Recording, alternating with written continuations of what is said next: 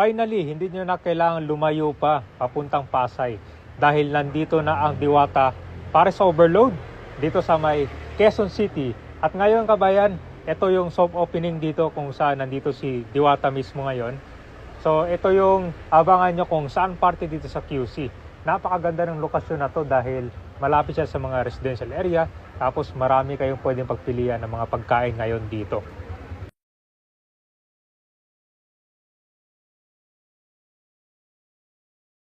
Hello guys, magandang hapon. Nandito tayo ngayon sa 47 Morning Star Sunville Subdivision. At ito na po yung Diwata dito sa may Quezon City. Malapit ito sa may Visayas Avenue. Kaya good news sa mga taga QC. Hindi nyo na kailan lumayo pa para Pasay to QC dahil nandito na ang iyong patok na Diwata Pares Overload. So kasi dito parang